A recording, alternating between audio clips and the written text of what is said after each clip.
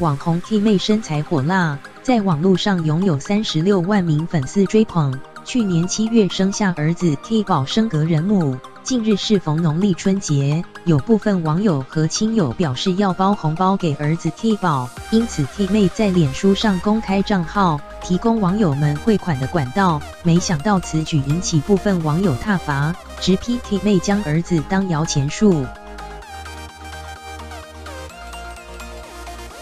T 妹日前在脸书上向所有喜爱 T 宝的粉丝表达感谢，提到自己想加粉丝的脸书好友，甚至是互换私人 LINE 好友，作为报答亲自与大家见面答谢。T 妹表示这样我才好意思替 T 宝收下红包，也希望红包不要只给几十元或单数，感觉不太吉利。但她强调收到的红包钱会放在儿子的户头中，等到他18岁以后才可以使用。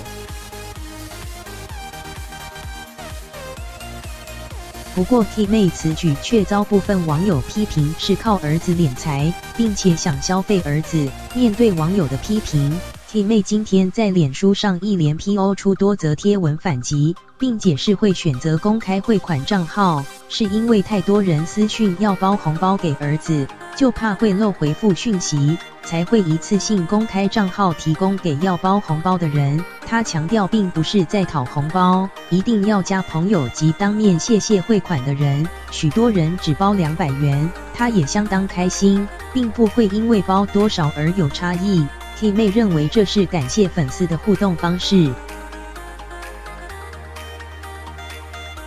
T 妹表示自己的收入比一般上班族高，不需要跪求大家给钱，且红包是习俗，账号是提供给询问过他的人。多人询问想包给 T 宝，我善意公开有错吗？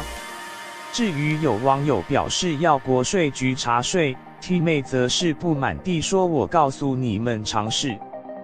个人一年赠与超过220万才需要报税。如果有人给这么多，我比你们更开心的报税，